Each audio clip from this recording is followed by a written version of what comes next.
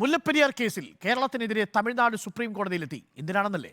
അണക്കെട്ട് ശക്തിപ്പെടുത്താനുള്ള നടപടികൾ കേരളം തടസ്സപ്പെടുത്തുന്നുവെന്നാണ് തമിഴ്നാടിന്റെ വാദം. അണക്കെട്ട് ശക്തിപ്പെടുത്തിയ ശേഷം സുരക്ഷാ പരിശോധന നടത്തിയാൽ മതി. അണക്കെട്ട് ബലപ്പെടുത്താൻ 15 മരങ്ങൾ മുറിക്കാനുള്ള അനുമതി നൽകാൻ കേരളത്തിന് നിർദ്ദേശം നൽകണമെന്നും തമിഴ്നാടിന്റെ സത്യവാങ്മൂലമുണ്ട്. ശ്യാം ദേവരാജ് ചേരുന്നു കൂടുതൽ വിവരങ്ങളുമായി. ശ്യാം ദേവരാജ്, എന്താണ് ഈ തർക്കം ഉടലെടുക്കാനുള്ള കാരണം? കേരളത്തിന്റെ താല്പര്യം എന്ന് പറയുന്നത് ഈ ശക്തിപ്പെടുത്തുക എന്നതിനുമപ്പുറം പുതിയ ഡാം എന്നുള്ള ആശയമാണ്. അതിനോട് തമിഴ്നാട് യോജിക്കുന്നില്ല. ഇപ്പോൾ ഈ 15 മരങ്ങൾ മുറിക്കുന്നതിന് കേരളം തടസ്സമായി നിൽക്കുന്നുവെന്നാണോ തമിഴ്നാട് പറയുന്നത്?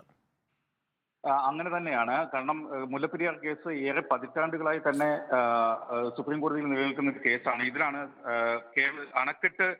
അണക്കെട്ടിൽ സുരക്ഷാ പരിശോധന നടത്തണമെന്നതാണ് കേരളത്തിന്റെ ആവശ്യം. ഈ ആവശ്യത്തിന്മേലാണ് തമിഴ്നാട് എതിർപ്പ് അറിയിക്കുന്നത്. അണക്കെട്ട് ശക്തിപ്പെടുത്തിയതിനു ശേഷം സുരക്ഷാ പരിശോധന നടത്തിയാൽ മതി എന്നാണ് തമിഴ്നാട് സുപ്രീം കോടതിയിൽ നൽകിയ സത്യവാങ്മൂലത്തിൽ പറയുന്നത്. സുപ്രീം കോടതിയുടെ നിർദ്ദേശങ്ങൾ കേരളം പാലിക്കുന്നില്ല എന്നും തമിഴ്നാട് ഈ സത്യവാങ്മൂലത്തിൽ പറയുന്നു. മാത്രമല്ല, അണക്കെട്ട് ബലപ്പെടുത്തുന്നതിന് 15 മരങ്ങൾ മുറിക്കാനുള്ള അനുമതി നൽകാൻ കേരളത്തിന് നിർദ്ദേശം നൽകണം എന്നും തമിഴ്നാട് ഈ സത്യവാങ്മൂലത്തിലൂടെ സുപ്രീം കോടതിയിൽ ആവശ്യപ്പെടുന്നുണ്ട്. അണക്കെട്ട് ശക്തിപ്പെടുത്താനുള്ള നടപടികൾ കേരളം തടസ്സപ്പെടുത്തുന്നു എന്നാണ് ഏറ്റവും പ്രധാനപ്പെട്ട ആരോപണം. ഇതിലാണ് ഇപ്പോൾ തമിഴ്നാട് സുപ്രീം കോടതിയിൽ സത്യവാങ്മൂലം നൽകിയിരിക്കുന്നത്.